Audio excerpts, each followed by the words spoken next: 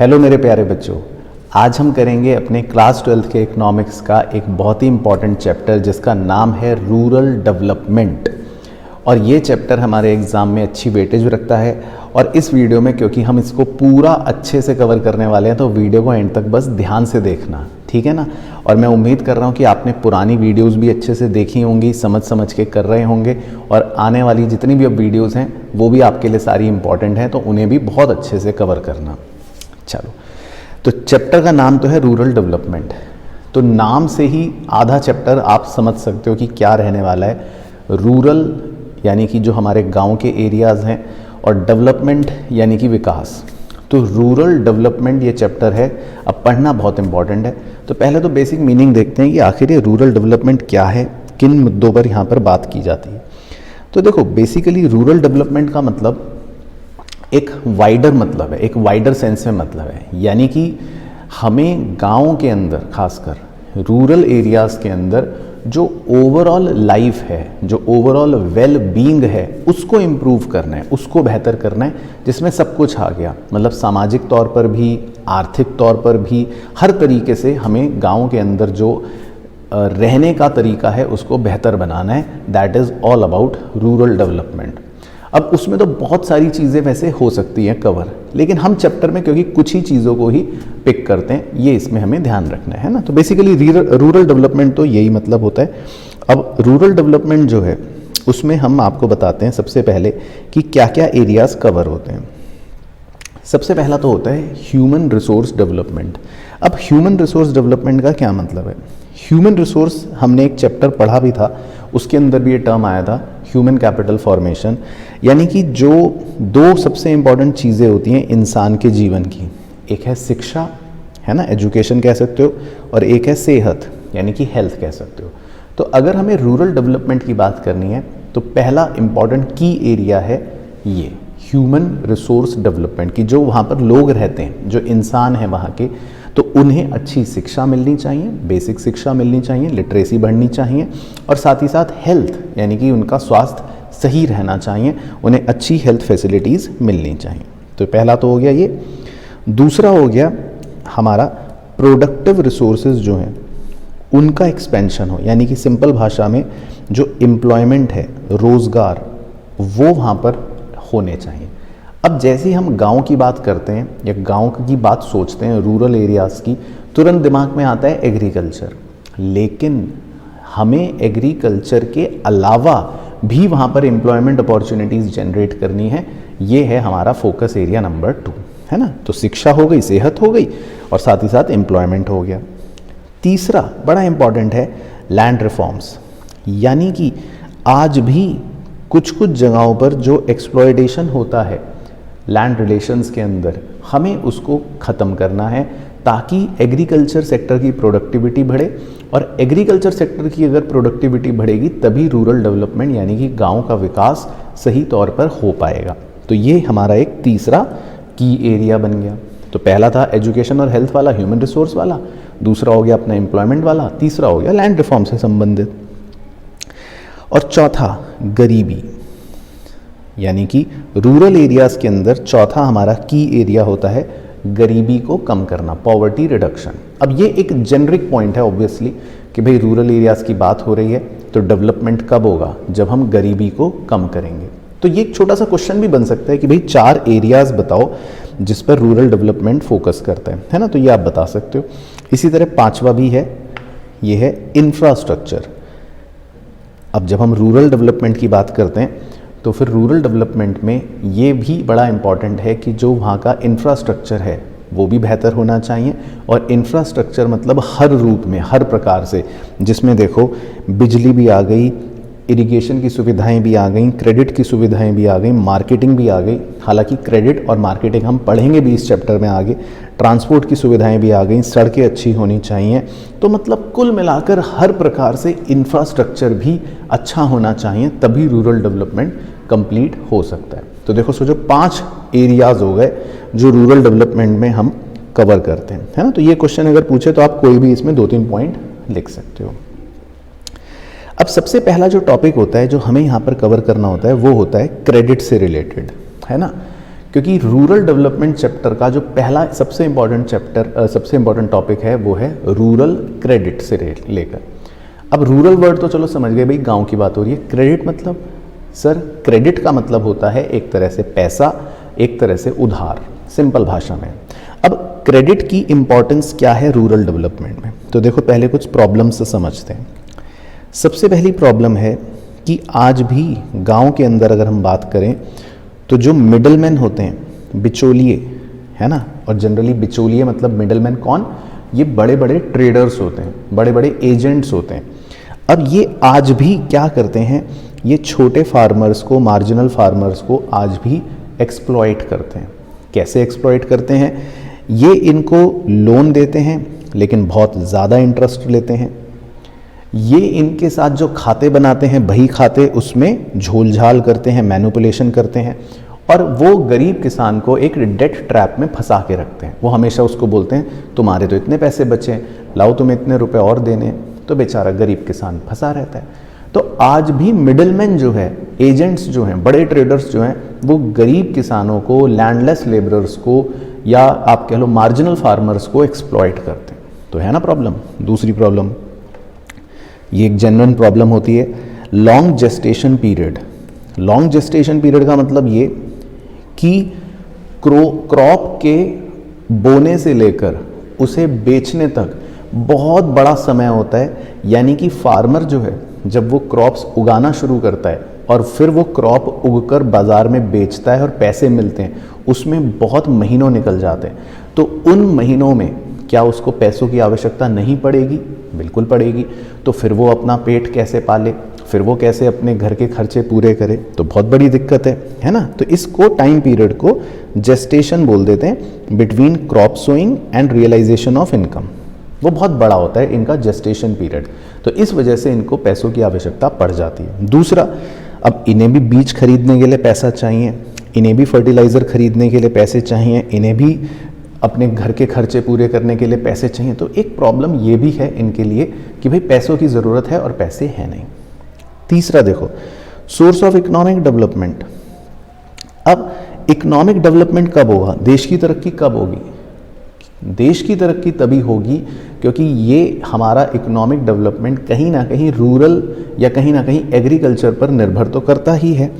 तो अगर हम हाई प्रोडक्टिविटी चाहते हैं एग्रीकल्चरल सेक्टर के अंदर, तो वहाँ पर पैसों की आवश्यकता तो पड़ेगी ही, क्योंकि जब हम पैसा इन्फ्यूज़ करेंगे, मतलब कि जब हम पैसा इन्वेस्ट करेंगे किसी भी सेक्टर में, तभी वो ग्रो कर पाएगा।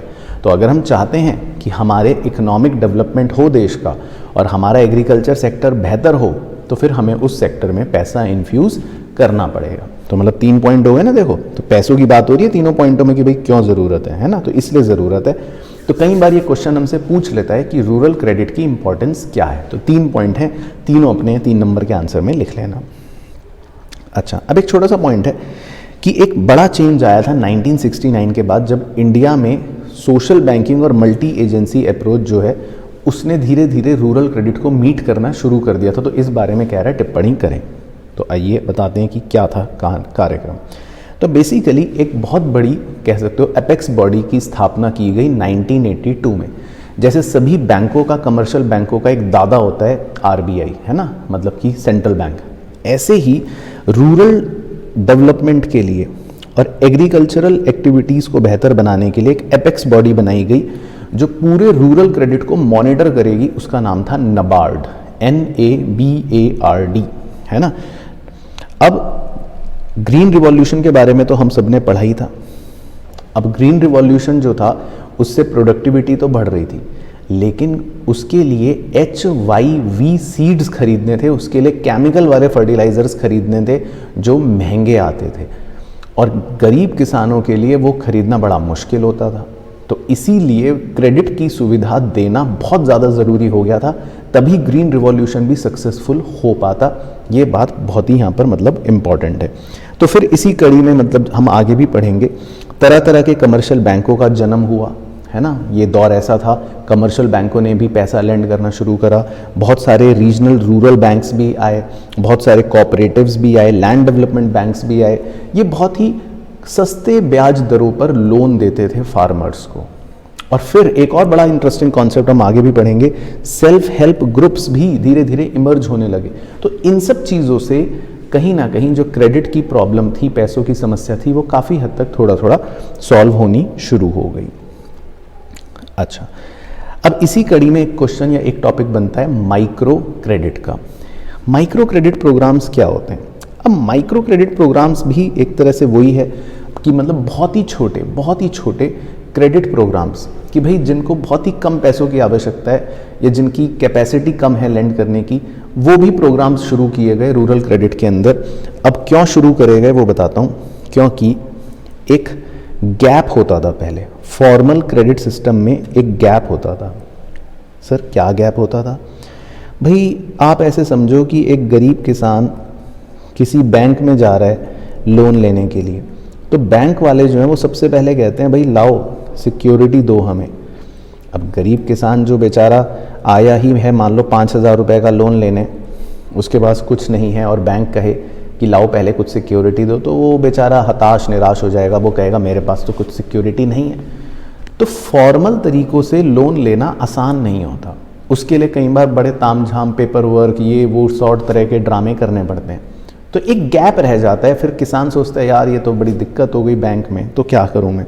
तो फिर वहाँ से ये माइक्रो क्रेडिट प्रोग्राम्स मतलब जन्म लेते हैं। माइक्रो मतलब कि अब बैंक तो भैया बहुत ही फॉर्मल तरीका हो गया, अब बैंक से जाके लोन लेने में तो सोचो आपके मेरे जैसे पढ़े लिखे लोगों के पसीने छूट जाएं, वो कहेंगे ये करो वो करो ये करो वो करो, हम कहेंगे भैया माफ़ करो। तो क्या करें? तो फिर देखो माइक्रो क्रेडिट प्रोग्राम में सबसे मतलब जो प्रचलित और इम्पॉर्टेंट हमारे लिए है वर्किंग, वो है सेल्फ हेल्प ग्रुप्स की। अब ये सेल्फ हेल्प ग्रुप्स क्या होते हैं? बड़ा ही इंटरेस्टिंग कॉन्सेप्ट है वैसे तो। सेल्फ हेल्प ग्रुप्स जो होते हैं इनका काम होता है कि ये एक तरह से ग्रुप बन जाता है कुछ लोगों का जो सेविंग्स को प्रमोट करते हैं। इसको बोलते हैं प्रमोट थ्रिफ्ट। थ्रिफ्ट मतलब होता है सेविंग्स, बचत को। अब हर आदमी ने 500-500 रुपये बचाने शुरू करे। अब वो 500 रुपये बचा कर एक पूल बना लेते हैं मनी का। तो मान लेते हैं 20 लोगों ने 500 रुपये सेव करे, तो पता है कितने रुपए इकट्ठे हो जाएंगे? सोचो 20 लोग इंटू 500 तो कितना हो गया? ये हो गया जी 10,000 रुपये। तो एक पूल में 10,000 रुपये इकट्ठे हो गए। अब फिर वो क्या करते हैं कि किसी भी मेंबर को अगर पैसे की ज़रूरत है तो वो पैसा उसको दे देते हैं और उससे बहुत ही रीजनेबल इंटरेस्ट रेट चार्ज करते हैं। तो मतलब बड़ा ही इंटरेस्टिंग कॉन्सेप्ट बन गया। अब बैंक जाने की झंझट ही नहीं, तो जिसको 5,000 रुपये चाहिए थे वो आपस में ही इसी तरह पूल में से ले लेते हैं और बहुत ही सस्ते ब्याज दरों पर। इसको बोलते हैं सेल्फ हेल्प ग्रुप्स। और सेल्फ हेल्प ग्रुप्स जो है ये महिलाओं में बहुत प्रचलित हुआ और इसको इसीलिए वुमेन एम्पावरमेंट से जोड़कर देखा जाता है। बाकी एक छोटा सा डेटा है, just have a go through, कि भाई 2003 तक पहुँचते पहुँचते 7 लाख से ज़्यादा सेल्फ हेल्प ग्रुप्स को क्रेडिट लिंक्ड कर दिया था। अब क्रेडिट लिंक्ड कैसे करते हैं? ये देखो यहाँ पर एक सेल्फ हेल्प ग्रुप की फ़ोटो लगा रखी है ना, महिलाएं हैं बैठी हैं, ये सेल्फ हेल्प ग्रुप है ना, इन्होंने पैसा इकट्ठा कर लिया। तो कोई छोटी सी संस्था क्या करती है, मान लो बैंक ही समझ लो, कोई छोटा सा बैंक है कोई, वो इनको भी फाइनेंस करता है। कहता है अच्छा आपके पूल में तो पैसे ही हैं और थोड़ा सा हम भी आपको अब लिंक कर लेते हैं अपने साथ, अगर आपको और कुछ आवश्यकता होगी पैसों की तो हम भी आपको बैक कर रहे हैं। तो भाई एक सेल्फ हेल्प ग्रुप तो खुद में है ही है, स्टैंड ले ही रहा है वो अपने लिए, और पीछे से उसको माइक्रो क्रेडिट ने लिंक कर दिया या किसी इंस्टीट्यूशन ने बैक कर दिया। तो इससे उनको और थोड़ी सी शक्ति मिल जाएगी, पैसों की समस्या और आसानी से सॉल्व हो जाएगी। तो ये कॉन्सेप्ट बड़ा ही इंटरेस्टिंग और इम्पॉर्टेंट था रूरल क्रेडिट के अंदर, है ना। अच्छा, फिर इसी कड़ी में एक टॉपिक या एक क्वेश्चन ये भी पूछ सकता है कि जो बैंक्स हैं या बैंकिंग सिस्टम है पूरा, उसका क्या रोल था रूरल क्रेडिट में, उसको इवैल्यूएट करो कि क्या बैंकों के होने से फ़ायदा हुआ कि नुकसान हुआ, ये लोन्स कैसे देते थे, क्या था, इसका पूरा इवैल्यूएशन करो। तो आपको समझा देता हूँ बैंकों की कहानी भी। 1970s 80s के दौर में ये बैंक जो थे ये नेशनलाइज होने शुरू हुए थे, ऐसी नॉलेज के लिए बता रहा हूँ। फिर 1990s में पहुँचते हुए प्राइवेटाइजेशन भी और जोर पकड़ गया, बहुत सारे प्राइवेट बैंक्स आ गए। तो फ़ायदा तो बहुत हुआ, ये देखो लिखा है rapid expansion of rural banking system had a positive effect on rural farm and non farm output, income and employment, है ना। और इससे प्रोडक्टिविटी बढ़ी, किसानों को जब टाइम पर पैसे मिले, लोन मिला, क्रेडिट की सुविधाएं बढ़ी तो प्रोडक्टिविटी बढ़ी, और प्रोडक्टिविटी बढ़ने की वजह से फूड ग्रेन्स बढ़े, फूड सिक्योरिटी अच्छी हो गई, बफर स्टॉक बढ़िया रहने लगे। तो ये सब पॉइंट्स सुन के तो हम कह सकते हैं हाँ भाई ये तो अच्छी बातें हुई, लेकिन क्योंकि हम एवेल्युएशन कर रहे हैं तो खराब बातें क्या रहीं?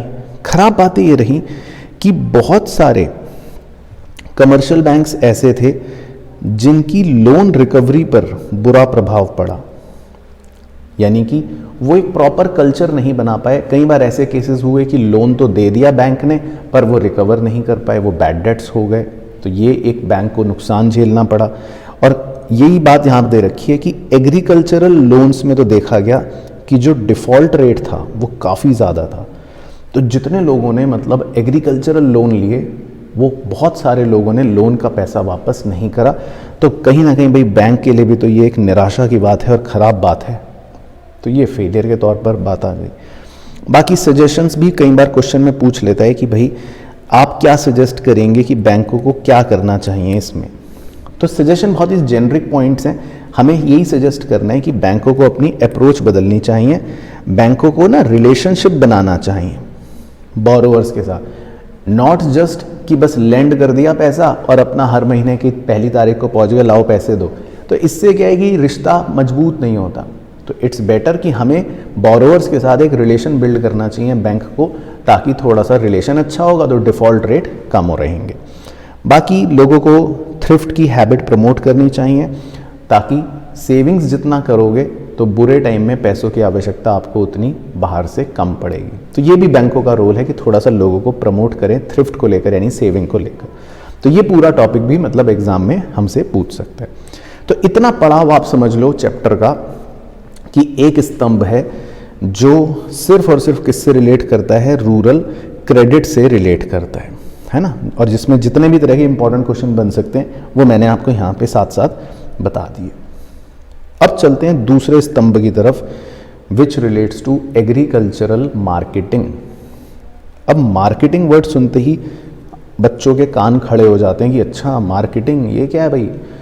तो एग्रीकल्चरल मार्केटिंग का मतलब है सिंपल सरल भाषा में सब कुछ। सर सब कुछ क्या सब कुछ? तो सब कुछ मतलब ये कि ये एक ऐसा प्रोसेस है जिसमें सब कुछ इन्वॉल्व है, assembling, storage, processing, transportation, packing, grading, distribution. मतलब सिंपल भाषा में भाई किसान ने क्रॉप उगाई और उसको बिल्कुल बेचने तक बाज़ार में जो भी चीज़ें इन्वॉल्व हो रही हैं बीच में, वो सब कुछ ही एग्रीकल्चरल मार्केटिंग सिस्टम के अंदर आ रहे हैं। अब ये इम्पॉर्टेंट क्यों है आइए देखते हैं, और इसमें क्या क्या सरकार ने करा, क्या क्या चीज़ें इसके अंदर हुई है ना। बाकी ये तो याद रखो कि सब कुछ जो होता है, हर तरह का काम एग्रीकल्चरल मार्केटिंग सिस्टम के ही अंदर आ जाता है। अब पहला क्वेश्चन तो यही कि भैया इसकी ज़रूरत क्या है, क्या है ये एग्रीकल्चर मार्केटिंग, इसकी क्या ज़रूरत है। तो बहुत ही इंपॉर्टेंट क्वेश्चन है, इसके सारे मेन पॉइंट्स याद रखना। पहला, आज भी कुछ बड़े ट्रेडर्स एक तो मैनिपुलेशन करते हैं। देखो फॉल्टी वेइंग का मतलब वो क्या करेंगे, जानबूझ के किसान से 10 किलो मान लो आलू खरीद लेंगे, लेकिन उसको बताएंगे अरे ये तो खाली 7 किलो है ताकि कम पैसे दें। तो ये देखो धोखाधड़ी हो गई ना। तो बड़े ट्रेडर्स आज भी मैनिपुलेशन करते हैं। दूसरा, मार्केट फैसिलिटीज़ बहुत कम है आज भी। बेचारे फार्मर्स को पता है आज भी कम दामों पर कई बार अपनी फसल बेचनी पड़ जाती है, क्योंकि उनको नॉलेज ही नहीं है मार्केट की, मार्केट में क्या प्राइस चलता है, मार्केट में कैसे बेचना है। तो इस चक्कर में बेचारे वो सस्ते में ही बेच पाते हैं, ये भी एक प्रॉब्लम है। फिर फार्मर्स की दिक्कत देखो, स्टोरेज की फैसिलिटी नहीं है। बहुत से फार्मर्स ऐसे हैं क्रॉप्स तो उगा ली, लेकिन अभी तो सीज़न में टाइम है बेचने के, तो तब तक 1 महीने के लिए कहाँ रखें क्रॉप को। तो भाई ये तो सड़ गई क्रॉप, ख़राब हो गई, स्टोरेज की प्रॉब्लम आती है, तो ये भी एक प्रॉब्लम बन जाती है। तो इसीलिए देखो बहुत दिक्कत है। तो कहीं ना कहीं सरकार को लगा कि भाई ये सब दिक्कतें हैं, तो अब हमें कुछ कदम उठाने चाहिए। तो वही यहाँ पर क्वेश्चन भी बन गया कि सरकार ने क्या इनिशिएटिव्स लिए रूरल मार्केटिंग के एस्पेक्ट में, या सरकार ने क्या करा। तो सरकार देखो पहला तो बहुत ही सिंपल है, अलग अलग पॉलिसी इंस्ट्रूमेंट्स लेकर आई। शायद आपने सुने भी हो नाम। इसमें 3 मेन चीज़ें हैं। एक तो है MSP, मिनिमम सपोर्ट प्राइस।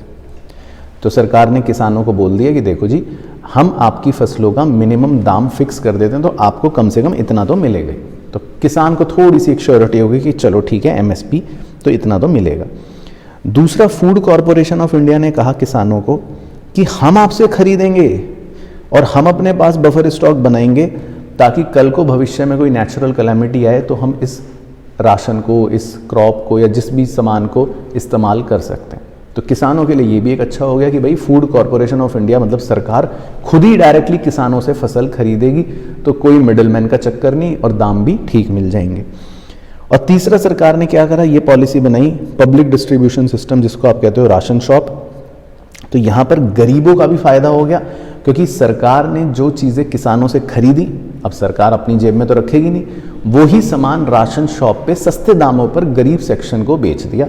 तो गरीब सेक्शन जो खरीद नहीं सकता था महंगा सामान, उसको वही सामान, वही कमोडिटीज़, एसेंशियल चीज़ें सस्ते दामों पर मिलनी शुरू हो गई। तो इस तरह के 3 पॉलिसी इंस्ट्रूमेंट सरकार ने बनाए, एमएसपी को लेकर, बफर स्टॉक को लेकर, और आप कह सकते हो राशन की दुकानें यानी पीडीएस, पब्लिक डिस्ट्रीब्यूशन सिस्टम। तो ये तो 3 बातें हो गई पॉलिसी में। और क्या करा सर सरकार ने मार्केट्स को रेगुलेट कर दिया। सर इसका क्या मतलब? इसका मतलब ये कि भाई इसमें सीधा सरकार ने एक रेगुलेटर बैठा दिया कि भाई बाजार में एक रेगुलेटर है। अब ऐसा नहीं होगा कि फार्मर को धोखा दे दिया या बड़े एजेंट ने क्या मैनिपुलेशन कर दी, वो सब चीज़ें काफ़ी हद तक कम हो गई, क्योंकि अब नियंत्रण रखने के लिए बाजार में एक रेगुलेटर है। जैसे बैंकों का रेगुलेटर आरबीआई, तो वैसे ही ये रेगुलेटेड मार्केट में इसमें एक रेगुलेटर रहेगा जो किसी भी तरह की मैल प्रैक्टिस होने से रोक देगा, फार्मर्स का इंटरेस्ट वो प्रोटेक्ट करेगा और फार्मर को सही दाम मिले इस बात को सुनिश्चित करेगा। अच्छा सर, और क्या करा सरकार ने इंफ्रास्ट्रक्चर पे भी काम करा। कैसे सर? देखो, सड़कें अच्छी बनाई, रेलवेज़ पे काम करा, स्टोरेज के लिए गोडाउन्स बनाए, कोल्ड स्टोरेज बनाए, इन सब सुविधाओं को अब किसान के लिए एक्सेसिबल कर दिया। तो जिस किसान के पास स्टोरेज की सुविधा नहीं है उसके लिए भी काम हो गया, जिसको ट्रांसपोर्ट में दिक्कत आती थी उसके लिए भी काम हो गया। तो इस तरह से सरकार ने इंफ्रास्ट्रक्चर फैसिलिटीज़ बेहतर करवाई। सर और क्या करा? कोऑपरेटिव मार्केटिंग, कोऑपरेटिव्स बनवा दिए। सर कोऑपरेटिव्स क्या होते हैं? अरे भैया, कोऑपरेटिव्स मतलब कोऑपरेशन किसे कहते हैं? सब लोग मिल जाओ।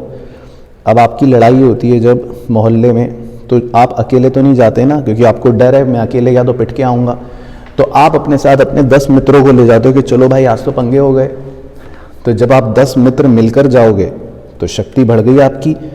ऐसी फार्मर्स के केस में इन्होंने कोऑपरेटिव्स बना लिए, तो सारे फार्मर्स मिलकर एक एंटिटी की तरह बिहेव करने लगे, तो बाजार में शक्ति बढ़ जाती है, बार्गेनिंग पावर बढ़ जाती है। अब ये ज़्यादा प्राइस भी मांग सकते हैं, क्योंकि इन्हें पता है कि भैया अगर सामान खरीदना है तो हम सब एक हैं, है ना। तो वही इसी कॉन्सेप्ट को कोऑपरेटिव मार्केटिंग भी कह देते। तो ये भी किसानों के लिए हेल्पफुल रहा। तो इस तरह से सरकार ने ये हथकंडे अपनाए और एग्रीकल्चरल मार्केटिंग को थोड़ा सा मतलब बेहतर बना दिया।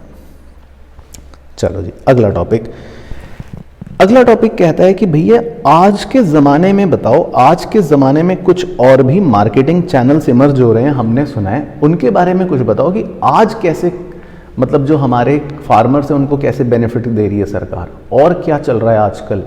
तो इस टॉपिक को बोलते हैं इमर्जिंग ऑल्टरनेट मार्केटिंग चैनल्स।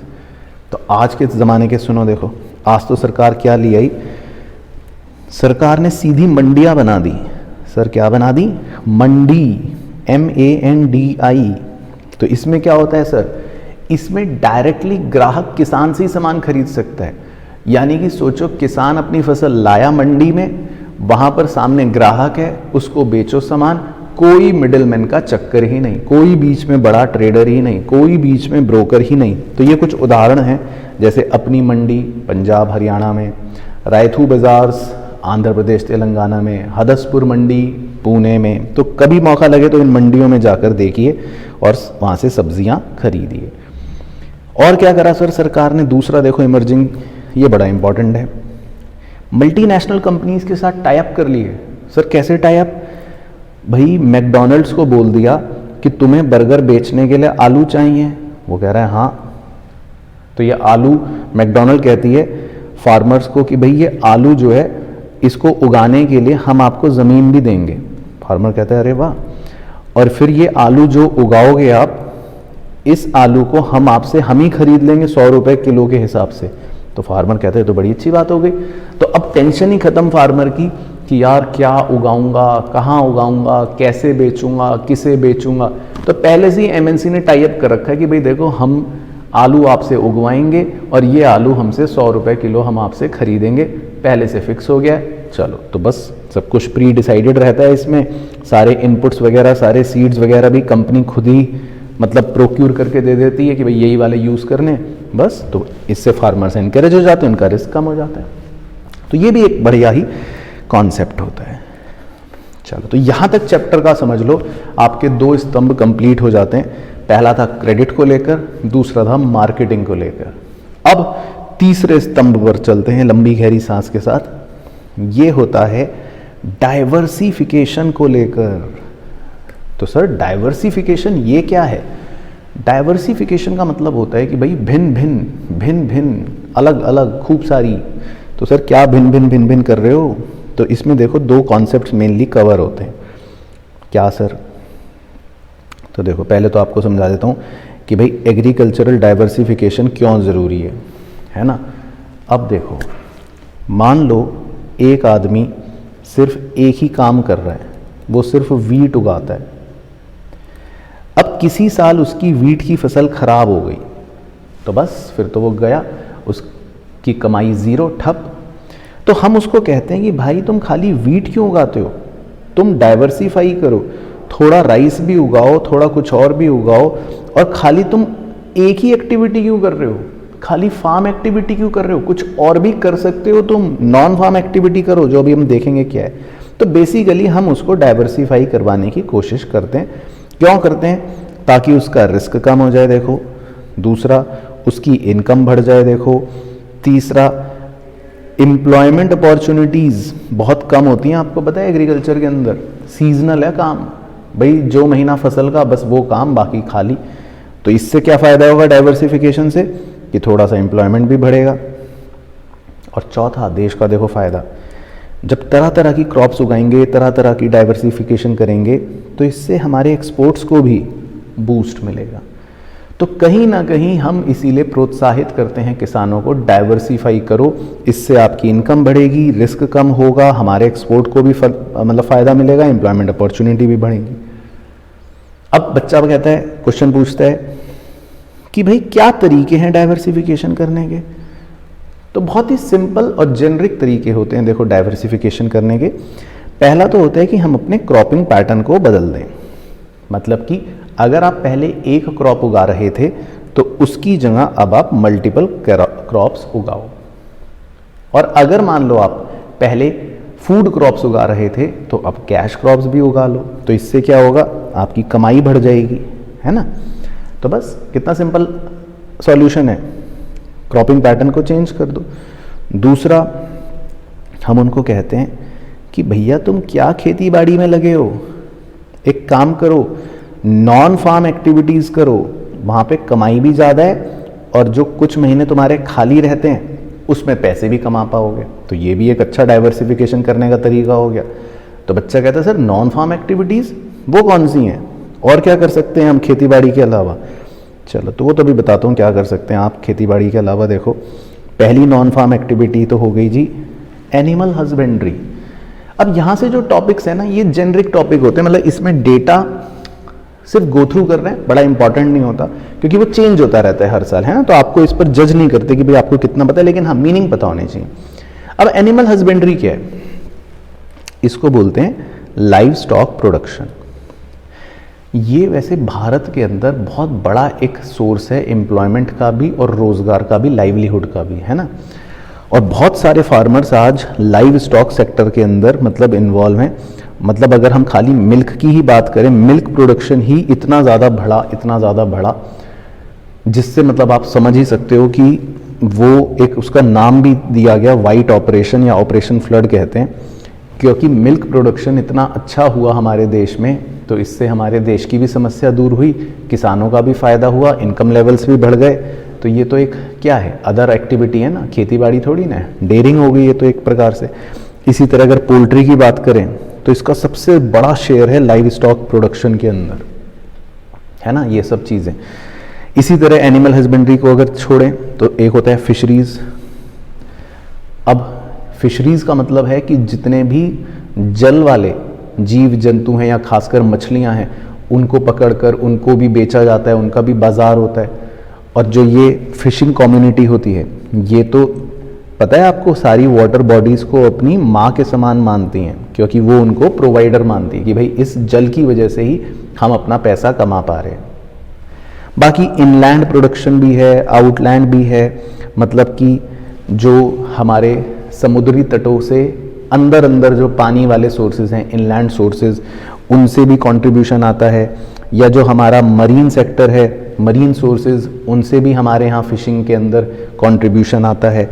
कुछ स्टेट्स फिशिंग में काफ़ी मेजरली रूल करते हैं जो समुद्री तटों से चिपके हुए हैं, जैसे केरला, गुजरात, मध्य प्रदेश, महाराष्ट्र और तमिलनाडु। तो फिशिंग भी एक बड़ा अच्छा मतलब एक ऑप्शन है नॉन फार्म एक्टिविटी के अंदर। अच्छा, तीसरा हम बात करें horticulture, again very interesting and very important non farm activity. Horticulture में क्या होता है, रंग बिरंगे फूल, पत्तियाँ, मेडिसिनल प्लांट्स, है ना, इनकी डिमांड भी बहुत है आजकल के ज़माने में तो, और इनको तो आप एक्सपोर्ट भी कर सकते हो और इसमें पैसे भी अच्छे कमाने को मिलते हैं। तो सोचो हॉर्टिकल्चर सेक्टर ही अकेला पूरे एग्रीकल्चर आउटपुट का 1/3 हिस्सा मतलब रख रहा है। और हॉर्टिकल्चर के अंदर सोचो 6% GDP का भारत का हिस्सा इसी से इन्वॉल्व है। तो हॉर्टिकल्चर तो एक बहुत बड़ा मतलब कह सकते हैं पॉइंट है और बहुत बड़ा एक नॉन फार्म एक्टिविटी है, जिसमें इन्वॉल्व होने पर ना ही सिर्फ आपका रिस्क कम होता है बल्कि इनकम लेवल्स भी बढ़ते हैं और आप एक्सपोर्ट करके इसमें तो अच्छा पैसा भी कमा सकते हो। हालांकि हॉर्टिकल्चर में इन्वेस्टमेंट थोड़ा ज़्यादा लगता है, इसमें सुविधाएं थोड़ी सी ज़्यादा चाहिए, हर कोई नहीं भी कर सकता, बट स्टिल अगर सुविधाएं हैं तो it is a very good option. अच्छा, और क्या कर सकते हैं सर नॉन फार्म एक्टिविटी में? और इंफॉर्मेशन टेक्नोलॉजी, इसका भी योगदान आज के ज़माने में बहुत है। कैसे? क्योंकि देखो आज हम इंफॉर्मेशन टेक्नोलॉजी की मदद से बता सकते हैं कि कौन सा एरिया अच्छा है, कहाँ फसल ज़्यादा उगेगी। तो इससे बड़ी हेल्प हो जाती है किसानों की कि अगर उनको पहले ही पता लग जाए भाई यहाँ तो थोड़ा सूखा आ सकता है, या उनको हम क्रॉप रोटेशन कैसे करनी है इसके बारे में जानकारी दे सकते हैं। तो आज आईटी की मदद से जब कम्युनिकेशन इतना फास्ट हो गया, चीज़ें इतनी अच्छी हो गई, तो इसका फ़ायदा भी हम फार्मर्स तक पहुंचा सकते हैं। That is the whole point of information technology, है ना। तो यही गवर्नमेंट करती भी है कि भाई प्रिडिक्ट करती है, देखो एरियाज ऑफ फूड इनसिक्योरिटी या वल्नरेबिलिटी, और अलग अलग गांव के अंदर सरकार ने तो अपने सेंटर्स बना रखे हैं, हेल्प सेंटर्स, कि भाई किसी को भी मदद चाहिए हो तो इनके पास जानकारी ले सकते हो। तो इससे एम्प्लॉयमेंट भी जनरेट हो रहा है, देखो कहीं ना कहीं। तो मतलब ये कुछ ऐसी एक्टिविटीज़ हो गई अदर देन फार्म एक्टिविटीज़ जो कर सकते हैं। बाकी देखो नॉन फार्म एक्टिविटी में भी कुछ ना कुछ प्रॉब्लम्स तो होती हैं, है ना। तो ये एक जेनरिक पॉइंट है, हमसे अगर पूछे तो पता होना चाहिए, 1 नंबर MCQ में पूछ लेता है। तो हर नॉन फार्म एक्टिविटी में कुछ प्रॉब्लम भी है, उसका मतलब ऑब्वियसली कुछ सॉल्यूशन भी है। अब अगर लाइव स्टॉक की बात करें तो वहाँ पर हमारी प्रोडक्टिविटी थोड़ी सी लो है दूसरे देशों के मुकाबले में। तो हम उसका सॉल्यूशन ये है कि भाई अगर हम अच्छे ब्रीड ऑफ एनिमल्स को प्रमोट करेंगे तो प्रोडक्टिविटी बढ़ जाएगी, है ना। तो ये एक पॉइंट बन गया। फिशरीज़ की बात करें तो फिशरीज़ में तो वाकई में जेन्युइनली प्रॉब्लम है, ओवर फिशिंग है, पॉल्यूशन बहुत है, पानी गंदा होता है। लेकिन अगर हम सॉल्यूशन की बात करें तो वहाँ पर भी हम अगर वाटर पॉल्यूशन को बचाएंगे तो बेहतर हो सकता है। फिशिंग कम्युनिटी के लिए भी सरकार वेलफेयर प्रोग्राम्स ला सकती है। इसी तरह हॉर्टिकल्चर में अगर बात करें प्रॉब्लम, वो तो पहले ही बताया था, यहाँ पैसा बहुत चाहिए। अब हर फार्मर के पास तो इतना पैसा नहीं है। तो यहाँ पर अगर हम सॉल्यूशन की बात करें तो अगर सरकार अच्छा इंफ्रास्ट्रक्चर, अच्छी सुविधाएं प्रोवाइड करेगी तो हम हॉर्टिकल्चर में और भी अच्छे और भी बेहतर हो सकते हैं। तो कुल मिलाकर मतलब ये सारी चीज़ें होती हैं नॉन फार्म एक्टिविटी की। तो मतलब यहाँ पर हमारा जो तीसरा स्तंभ है चैप्टर का वो भी समाप्त हो जाता है। तो पहला स्तंभ कौन सा था? जब भी चैप्टर रिवाइज करो याद रखना है, एक है पैसे को लेकर क्रेडिट, फिर एक है मार्केटिंग को लेकर एग्रीकल्चरल मार्केटिंग, और तीसरा स्तंभ हो गया ये वाला सारी farm activities, non farm activities को लेकर डाइवर्सिफिकेशन। अब है जी आखिरी स्तंभ, आखिरी टॉपिक, सबसे छोटा, ऑर्गेनिक फार्मिंग। पता होना चाहिए, आगे भी कवर होता है क्योंकि सस्टेनेबल डेवलपमेंट पढ़ते हैं ना। तो सर ये ऑर्गेनिक फार्मिंग क्या है? तो देखो ऑर्गेनिक फार्मिंग का नाम से ही मतलब क्लियर है, ऑर्गेनिक। तो हमें क्या अवॉइड करना है? किसी भी तरह का chemical fertiliser, chemical pesticide, chemical या फूड एडिक्टिव, बेसिकली किसी भी तरह का पदार्थ जो आपकी या तो सेहत को या पर्यावरण को नुकसान पहुंचाए, उसका परहेज करना है। तो उसको बोलते हैं जी ऑर्गेनिक या नेचुरल फार्मिंग। तो सर ये इसके फ़ायदे भी हैं या नुकसान भी हैं? तो पहले फ़ायदे देख लेते हैं कि इसका फ़ायदा क्या है। ऑब्वियसली पर्यावरण की रक्षा, वेरी गुड, क्योंकि इसमें कोई केमिकल नहीं है, सब कुछ पेस्टिसाइड फ्री, सब कुछ केमिकल फ्री, तो किसी भी तरह का आपका पर्यावरण का इसमें हम नुकसान नहीं कर रहे। दूसरा, आजकल ऑर्गेनिक चीज़ों की डिमांड बहुत है, तो आप इसको एक्सपोर्ट करके पैसे भी कमा सकते हो, ये भी बहुत अच्छी चीज़ हो गई। तीसरा फ़ायदा, न्यूट्रिशनल वैल्यू बहुत ज़बरदस्त होती है, तो आप हेल्दी खाओगे तो हेल्दी रहोगे, केमिकल वाला फूड खाओगे तो थोड़ा सा अनहेल्दी रहोगे, तो ये भी एक अच्छा पॉइंट बन गया। चौथा, ये इकोनॉमिकल है। आपको पता है ऑर्गेनिक फार्मिंग करने के लिए आपको ज़्यादा पैसों की आवश्यकता नहीं है, क्योंकि ना आपको पेस्टिसाइड खरीदना केमिकल वाला, ना आपको केमिकल वाले फर्टिलाइज़र्स खरीदने, है ना। तो बहुत ही आसान और बहुत ही मैनुअल तरीके से ये किया जा सकता है, तो ये सस्ता ऑप्शन है, तो गरीब किसानों के लिए तो और बढ़िया।